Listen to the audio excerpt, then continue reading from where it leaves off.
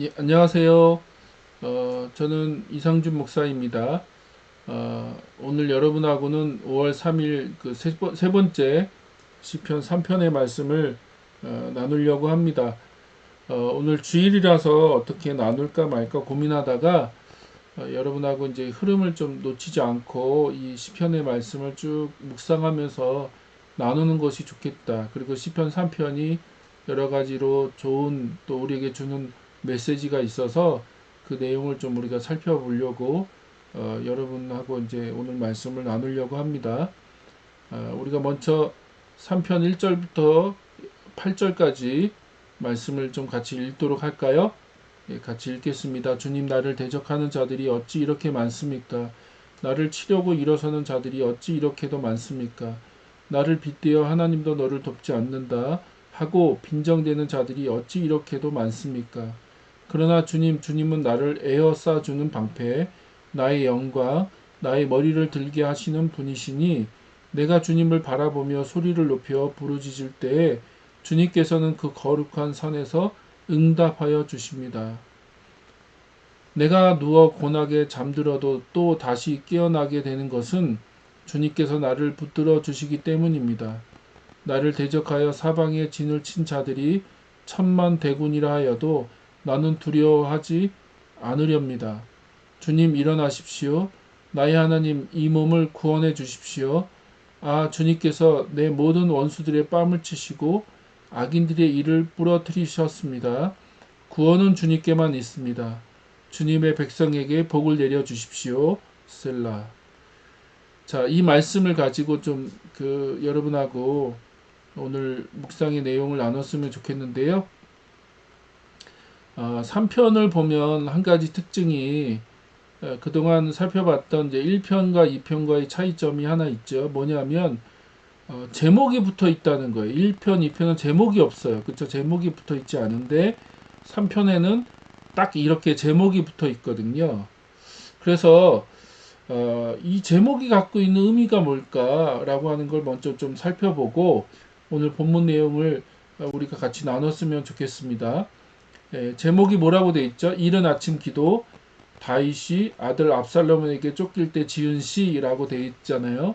그래서 그 압살롬이 그 반란을 일으키잖아요. 친아들 압살롬이 그 자기 아버지 다윗 왕에게 반란을 일으켜서 다윗이 이제 압살롬에게 쫓겨서 이제 도망치는 장면, 그것과 관련된 내용이 이제 오늘 시편 3편인데 우리가 1편에서 또 2편에서 살펴본 게 뭐죠? 1편에서는 진짜 복 있는 사람은 여호와의 그 율법을 묵상하는 사람이고 그래서 그 말씀을 묵상하는 사람은 시냇가에 심은 나무와 같아서 그 잎사귀가 마르지 않고 열매를 맺고 또 그가 다 형통할 것이다. 그가 하는 일이 다 잘 될 것이다 라고 얘기하고 있잖아요. 그리고 이 편에서 복 있는 사람이 뭐라고 살펴봤죠? 하나님께 피신하는 사람, 그쵸? 하나님의 통치, 하나님의 다스림, 그것을 인정하고 하나님을 경외하고 하나님을 떨리는 마음으로 예배하고 하나님을 섬기고 하나님의 다스림 가운데 피신하는 사람이 진짜 복 있는 사람이다라고 하는 내용을 살펴봤잖아요. 그리고 이제 실제 이제 3편부터는 진짜 이제 시편이 시작되는 내용이죠. 1, 2편이 이제 그 들어가는 입구, 그 시편 전체를 규정하는 하나의 어떤 그런 그 대문 같은 역할. 그래서 1, 2편을 통해서 시편이 뭘 얘기하고 싶은지에 대한 이야기를 그 살펴보는 거라고 한다면 3편부터는 이제 실제 이제 진짜 시편의 이야기가 시작되는 거거든요. 근데 그 시편의 내용이 3편에서부터 제대로 이제 시작되는 건데 그 시작하는 3편의 내용이 뭐예요? 예, 그 아들에게 쫓겨서 그 친아들의 그 반란을 일으킨 친아들에게 쫓겨서 그 예루살렘 성을 떠나는 그 다윗의 그 고통 그 아픔에 대해서 하나님께 탄식하고 호소하고 하나님께 막 부르짖는 그런 내용으로 시작하고 있다는 거예요. 근데 이게 아이러니라는 거야, 아이러니. 무슨 말이냐면 우리가 1편, 2편에서 살펴봤잖아요. 그 복 있는 사람은 여호와의 율법을 묵상하는 사람이고 그 묵상하는 사람은 그 모든 일이 형통할 것이고 하나님께 피신하는 사람은 하나님께서 정말 그에게 복을 주실 것이고 그게 복된 삶이다. 진짜 행복한 삶이다라고 하는 이야기를 살펴봤는데 이제 3편에서 시작하는 이야기는요. 이 말도 안 되는 이야기를 시작하고 있는 거잖아요. 아들에게 쫓겨서 정말 생명을 부지하려고 정말 그 예루살렘 성에서 그 그냥 정신없이 도망쳐 나가는 그 다윗의 그 상황. 그래서 그 상황 속에서 하나님께 도움을 요청하고 하나님께 정말로 그 자기의 삶을 그 상황을 호소하는 탄식하는 그런 이야기가 3편의 내용이라는 거죠. 그러면 그게 진짜 복된 삶이냐는 거예요. 그게 진짜 행복한 삶이냐. 그게 진짜 1, 2편에서 얘기하는 행복이냐. 그게 진짜 복이냐라고 하는 거죠. 우리가 이제 그 1편에서도 잠깐 얘기했는데 우리가 이걸 통해서 한 가지 확인할 것은 뭐냐면 하나님의 말씀을 묵상한다고 우리에게 그 살면서 닥치는 그 고난들, 그런 고통들, 뭐 여러 가지 사고와 질병과 여러 가지 사건들, 여러 가지 문제들이 다 피해가느냐, 그 비껴가느냐, 그렇지 않다는 거예요. 하나님께 피신하고 하나님을 의지하고 하나님을 경외하고 하나님의 말씀을 묵상한다 할지라도 사고를 당할 수 있고요, 고통을 당할 수 있고요, 질병에 걸릴 수도 있고요, 뭐 차이가 없다는 거예요. 의인이나 악인이나 인간으로서 이 땅에서 살아갈 때 그 겪게 되는 여러 가지 고난과 문제들, 아픔들은 뭐 차이가 없다는 거예요. 하나님을 의지하나 의지하지 않나, 하나님을 경외하나 경외하지 않나, 하나님의 말씀을 묵상하나 묵상하지 않나, 의의 길을 걸으나 걷지 않나, 악인이나 의인이나 어떻게 보면 별 차이가 없어 보여요. 그러면 하나님을 신뢰한다는 게 무슨 차이냐? 하나님의 말씀을 묵상한다는 게 무슨 차이냐? 진짜 행복이 뭐냐? 하나님을 의지하고 하나님을 경외한다는 것이 진짜 뭐냐? 다른 게 뭐냐? 라고 하는 질문을 던지게 되잖아요. 그 질문에 대한 답이 이 시편에 3편에 나와 있는 거죠. 그래서 저는 이 시편 3편이 우리에게 던져주는 이 메시지가 굉장히 의미가 깊다고 생각을 합니다. 자, 그러면 이 3편을 좀 먼저 구조를 먼저 살펴봤으면 좋겠는데요. 이 3편도 교차 대꾸 구조로 되어 있습니다. 교차 대꾸법으로 구성되어 있습니다. 그래서 이제 1, 2편이 많은 대적자들로 인한 탄식, 그래서 많은 대적자들로 인해서 탄식하는 이야기로 1, 2절이 시작되고요. 근데 이제 3, 4절에 가면 기도 응답에 대한 확신을 고백하고 또 이제 5, 6절로 가면 하나님을 향한 온전한 신뢰가 이제 나와 있고요. 그 다음에 이제 7, 8절에는 대적자들로부터 구원해 주시기를 간구하는 내용으로 이제 마무리를 짓죠. 그래서 1, 2절과 7, 8절이 서로 교차한다는 거예요. 교차하고 3, 4절과 5, 6절이 서로 교차하는 교차 대꾸법으로 구성되어 있고요. 우리가 이 3편의 말씀을 이제 좀 잘 이해하려면 앞에서 말씀드렸듯이 그 압살롬의 그 반역의 내용을 좀 이 상황을 이해하고 있어야 됩니다. 그게 이제 사무엘하 15장, 16장, 17장에 나와 있어요. 여러분이 한번 시간 나실 때 사무엘하 15장에서 17장까지를 읽어보시고 이 시편을 다시 한번 읽으시면 이 상황, 그러니까 다윗의 상황이 어떤 상황에서 이 시편을 고백하고 노래하는지, 지금 다윗의 감정이 어떤지, 다윗이 얼마나 깊은 고통과 슬픔과 번민을 느끼는지에 대해서 이해할 수 있는 그런 이야기입니다.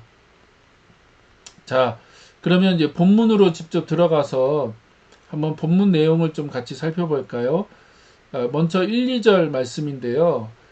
자, 1절과 2절을 자세히 살펴보면 이 시인, 이 다윗이 깊은 탄식으로 이제 이 시편을 시작하죠. 근데 이제 그 반복적인 표현들을 이제 계속 이야기하고 있죠. 예, 비슷한 내용을 반복적으로 이제 이야기하고 있습니다. 근데 재밌는 건요. 2절, 1절부터 3절까지의 그 내용이 어떻게 시작됐는지 여러분 기억나십니까? 예, 비슷하게 시작돼요. 그쵸? 비슷한 이야기. 예, 열방의 왕들이 하나님과 그 기름 부음 받은 자를 향한 반역을 이렇게 꾀하고 그걸 도모하는 내용들이 1절과 3절까지 반복적으로 표현되어 있는 것처럼 1, 2절도 이 시인, 이 다윗의 깊은 탄식을 반복적으로 표현하고 있어요.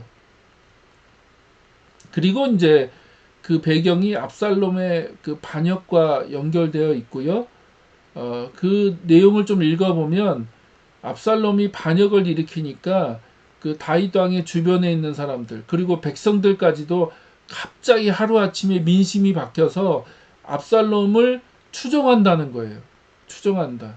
그래서 다윗이 위협을 느끼고 급하게 도망을 가는 내용이거든요. 그러니까 이 이야기가 그 다윗의 그 심정과 얼마나 연결되는지 나를 대적하는 사람들이 너무나 많다. 내 주변이 다 나를 대적하고 나를 공격하는 사람들만으로만 가득 차 있다라고 하는 이 고백이 아마 그 상황에서 나오는 고백일 겁니다. 그리고 이제 2절에 보니까 그들이 저주를 하죠. 이 다윗에게 어떤 저주를 합니까? 그들이 조롱하고 빈정대는데 뭐라고 얘기해요? 하나님까지도 너를 돕지 않는다는 거야. 하나님까지도 너를 버렸어. 하나님까지도 너를 돕지 않아라고 그런 이야기로 다윗을 빈정거리고 다윗을 저주하고 조롱하고 있다는 겁니다. 이건 마치 사무엘하 16장에 보면 이 도망가는 그 다윗을 향해 시므이가 막 저주하거든요. 막 저주의 말을 막 내뱉는 내용이 나와 있는데 그 내용과 연결될 수도 있다고 생각이 들어요. 어떻든 지금 이런 그런 상황 가운데 지금 놓여 있으면서 그가 깊은 탄식과 또 그 마음의 고통을 호소하고 있다는 거죠. 그리고 이제 3, 4절로 넘어가면 자, 어떤 이야기를 하고 있냐면 갑자기 탄식에서 기도로 바뀌어요. 1, 2절이 자기를 대적하는 사람들에게 시선이 고정되어 있다면 3, 4절로 넘어오면 갑자기 시선이 하나님께로 옮겨지죠. 그쵸? 탄식이 기도로 바뀌고 시선이 대적자들에게서 하나님에게로 바뀌게 됩니다. 옮겨지는 거죠. 그러면서 대적자들이 그 앞에서 뭐라고 조롱했어요? 하나님도 너를 돕지 않을 거다. 돕지 않는다. 봐라 지금 이 상황 봐라. 너를 이 모든 사람들이 다 대적하고 반대하고 그러는 걸 보면 하나님까지도 너를 버리셨다라고 하는 이야기들, 그런 조롱의 이야기를 들었잖아요. 그렇지만 3절에 보니까 그럼에도 불구하고 이 시인, 이 다윗이 뭐라고 하나님을 뭐라고 고백해요? 하나님이 나의 방패이시고 영광이시고 내 머리를 들게 하시는 분이시다라고 하고 고백하고 있다는 거예요. 그러니까 대부분의 사람들이 나를 반대하고 조롱하고 또 핍박한다면 그렇게 진짜 생각할 수도 있을 것 같아요. 아, 진짜 하나님 나를 버리셨구나. 진짜 하나님이 나를 더 이상 붙들고 계시지 않는구나라고 느낄 수 있죠. 저도 그렇게 느끼는 때가 있었던 것 같아요. 막 몇 년에 걸쳐서 고통의 시간들을 보낼 때, 아, 이렇게 고통이 반복되는 걸 보니까 하나님이 나를 버리셨구나.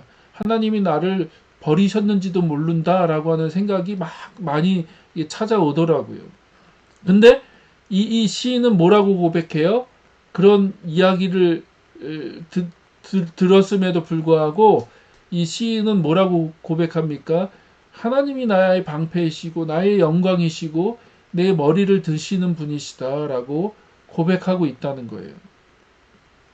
방패라는 건요, 그 원수들의 공격을 대항하고 그래서 보호한다는 의미잖아요. 그렇죠? 그래서 지금 대적자들이 다윗을 죽이려고 또 다윗을 향해서 얼마나 저주와 비난의 말들, 조롱의 말들을 쏟아냅니까? 그러니까 막 화살을 쏘아대잖아요. 화살을. 근데 그 대적자들이 쏘아대는 화살을 막아내는 방패. 그러니까 하나님이 내 방패이시다. 나를 보호하고 계신다라고 얘기하고 있는 거죠. 그리고 그 하나님이 내 영광이시다라고 얘기합니다. 여기서 영광이란 말은 뭐냐면 이제 그 하나님의 임재를 상징하는 거잖아요. 감당할 수 없는 하나님의 임재. 하나님이 임재하실 때, 그 영광으로 임재하실 때 그걸 감당할 수 없잖아요. 어떤 인간도 감당할 수 없는데 재밌는 건 하나님이 그렇게 임재하실 때 어떤 일들이 일어나냐면요. 하나님을 의지하고 신뢰하는 자들을 구원하시고 악인들을 멸하신다는 거예요. 그래서 그것이 하나님의 영광으로 드러나는 거죠. 하나님의 그렇게 영광으로 임재하실 때 그 하나님을 의지하고 신뢰하는 자들을 구출하시고 구원하시고 그 보호하시고 그러나 그 하나님을 대적하고 하나님을 신뢰하는 자들을 대적하는 자들을 하나님 멸하시죠. 그래서 이 다윗이 이 시인이 하나님이 내 영광이십니다라고 하는 그런 고백을 한다는 거예요. 그리고 머리를 든다는 건 잃어버린 지위를 다시 회복한다. 잃어버린 지위, 그렇죠? 그런 것들을 다시 한번 회복할 때 내 머리를 든다라고 하는 표현을 쓴다는 거죠. 그러니까 하나님이 내 머리를 드시는 분이시다라고 얘기하는 거는 아마 이제 그런 의미. 지금 그 다윗이 압살롬 때문에 당하는 이 고통에 대해서 하나님이 나를 다시 한번 회복시키실 거야라고 하는 이 고백과 소망을 가지고 그렇게 얘기하고 있는 거죠. 그리고 그 하나님이 어떤 분이신지를 인지하고 고백할 때 뭘 할 수 있어요? 진짜 기도할 수 있는 거죠. 그렇죠? 진짜 하나님을 의지하는 사람만이 진짜 기도할 수 있습니다. 그러니까 기도하지 않는다는 건 하나님을 의지하지 않는다는 거예요. 우리가 기도하지 않는다는 건 하나님이 내 삶을 구원해 주시거나 내 상황에 대해서 정말로 하나님이 해결해 주실 수 있는 분이라고 믿지 않기 때문에 기도하지 않죠. 그렇죠? 그러나 내가 정말 이 상황 가운데 하나님만이 나를 구원해 주시고 하나님만이 내 정말로 방패이시고 영광이시고 내 머리를 드시는 분이라고 믿는다면 기도하게 되는 거죠. 그래서 4절에 보면 그가 기도합니다. 기도. 뭐라고 기도해요? 이 거룩한 시온산, 그게 시온산이죠. 그 시온산에 거하시는 그 시온산에 임재해 계시는 그 하나님께서 나를 도우실 거고 내 기도에 응답해 주실 거야라고 그 놀라운 그 확신과 고백을 가지고 그가 기도하죠. 그렇죠? 그리고 그 시온산에 계시는 그 시온산에 계셔서 그 성전에 계셔서 임재하시는 그 하나님은 어떤 분이세요? 열방을 통치하시고 다스리시는 분이시죠. 그렇죠? 우리가 2편에서 살펴봤듯이 온 열방을 통치하시고 다스리시는 분이세요. 그 하나님이 내 기도에 응답해 주실 거야 라고 하는 그 소망과 확신을 가지고 그가 하나님께 기도한다는 겁니다. 자, 그리고 이제 5절과 6절에 보면 그렇게 하나님을 신뢰하고 의지하기 때문에 내가 정말로 하나님께서 나를 지키시고 보호하시고 인도하시는 분이시라고 내가 신뢰하고 확신하고 내가 그분께 기도하기 때문에 5절과 6절 같은 반응이 나올 수 있는 거죠. 뭐라고 얘기합니까? 우리가 보통 근심과 걱정, 불안과 두려움에 사로잡히게 되면 제일 먼저 나타나는 증상이 뭔지 아세요? 잠을 못 자는 거죠. 저도 그런 때가 있었습니다. 굉장히 오랫동안 깊은 그 고난과 역경의 시간들을 보낼 때 잠이 안 오더라고요. 막 밤이 깊어감에도 잠이 오지 않는 그게 너무나 큰 고통이죠. 불면증에 시달리거나 잠을 잘 수 없는. 그런데 5절에 뭐라고 고백합니까? 내가 그런 상황이 있다 할지라도 내가 곤하게 잠이 들 수 있고 그리고 내가 깨어날 수 있다는 거예요. 내가 정말 평안하게 깨어날 수 있다는 것을 확신하고 있는 거죠. 또 6절에 뭐라고 얘기해요? 이게 과장법인데, 천만 대군이 나를 둘러싸고 있다 할지라도, 나를 둘러 진친다 할지라도 나는 두려워하지 않겠습니다라고 고백하는 거죠. 예. 그러니까 엄청난 그 두려움 속에서도 나는 그거에 이제 사로잡히거나 그거에 눌리거나 그거에 붙들리지 않겠다는 거예요. 예. 왜냐하면 하나님이 나를 붙들어 주시기 때문에, 그 전능하신 하나님, 그 방패이시고 영광이시고 내 머리를 드시는 그 하나님, 그 시온산에 계셔서 온 열방과 민족을 다스리시는 그 하나님이 나를 붙들어 주시기 때문에 내가 두려워하지 않습니다라고 고백하고 있다는 거죠. 놀라운 고백이죠. 그렇죠? 예, 그게 놀라운 고백이에요. 그래서 그가 그 두려움 속에서도 나는 걱정하지 않거나 그 두려움에 사로잡히지 않습니다.